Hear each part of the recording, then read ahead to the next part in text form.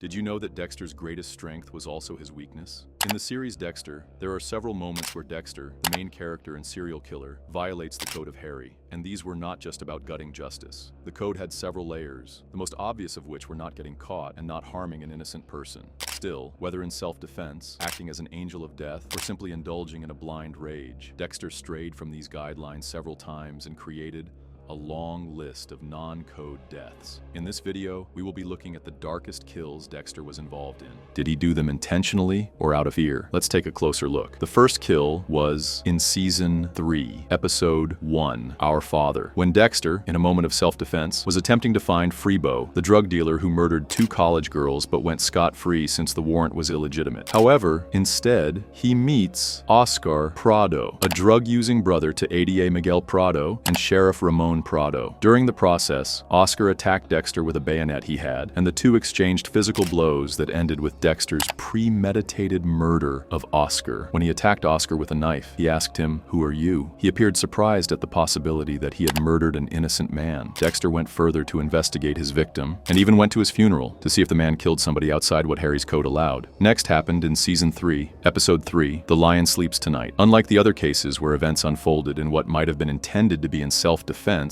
Dexter intentionally chose to break the code in order to kill Nathan Martin. As much as this man fell under the provisions of Harry's code by being a pedophile, and with Rita's young daughter Aster in particular, Dexter felt he had to act. As soon as Dexter began watching the show, he knew that there was something wrong with Nathan and listened closely to his conversation with Aster at the grocery store. The son in the story, Dexter, got to know from his research that Nathan was a sexual predator given to raping a young girl. As a continuation of his nuisance of Aster and his ignoring of Dexter's threats, he hitherto decided to act circumstantially against his moral code to put paid to Nathan's wickedness. This kill was not part of the code of Harry, and that is why Dexter did not prepare a specially designated kill room and strangled Nathan to death in his home. Where most of the code-breaking kills were inspired by issues of self-defense or finding another way to give the victim what they need to die, there were times when the action came from a purely good place. In Season 3, Episode 7, Easy as Pie, this was certainly the case for Camilla Fig, the record supervisor for Miami Metro, to whom Dexter often brought sweet gifts like donuts. As a return of service, Camilla offered him a favor by providing him with the records he needed to hunt down his targets. It was later discovered that Camilla was dying from lung cancer, and while visiting her in the hospital, she plots to have him kill her. Dexter said no, and she quickly said sorry for even suggesting it, explaining that she had known he was a brother to the ice truck killer and was in no way trying to make him feel murderous.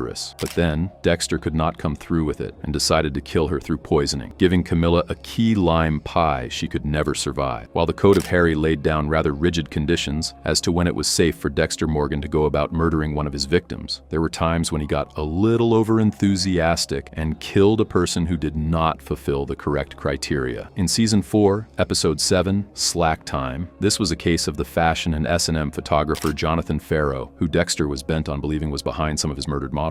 Dexter was sure that Farrow abused models, making obscene photos of them, and decided to kill him before getting confirmation that he was the abuser. Dexter kidnaps Farrow. Though he claims he never killed any of the women and only attacked them as part of his art, he continues with the kill. These are fictional characters, as the real killer was. In fact, Farrow's assistant Timothy Brand, whom Dexter confronted after killing and disposing of Farrow's body in the Gulf Stream. In Season 5, Episode 1, My Bad. While it has always been about the Code of Harry to contain Dexter Morgan's violent tendencies, the viciousness of equality has a way of coming out from behind its restraints. It became even more relevant to the show at the time when the main character, Dexter, was in the middle of his most severe crisis after the murder of his wife Rita at the hands of the Trinity Killer in the finale of Season 4. Dexter, after this, tries to lead a normal life, but in a quest to do so, he murders a man named Rankin in a battered store beside the water. Rankin was an ill-mannered customer who wanted to use the store's washrooms and also refused to exercise any form of courtesy to Dexter before asking to be allowed to go to the washroom. Although it is not consistent with Harry's code, Dexter goes into the bathroom to kill Rankin using a grappling hook. This unusual single-mindedness was only evident in Dexter, and it showed just how much his lack of research into Rankin before killing him was affected by Rita's death. In S06E07, Nebraska. The murder of Shady Lane motel owner Norm was another spree murder that disregarded the code of HTTPS T-Co RBEZF1E99W from Dexter Morgan on Dexter. This was so when Dexter remained in Nebraska and began looking for Jonah Mitchell. Although it may have taken longer with Dexter, Norm essentially made the same mistake all the other people in the series have made. They tried to take something from Dexter and push him into a corner where his violent nature cannot be contained. Norm took Dexter's knives from him, and having taken as a fact that Dexter had a lot of money, asked for $10,000 for them. However, in seasons 4 and 5, at this point, Dexter was fighting with visions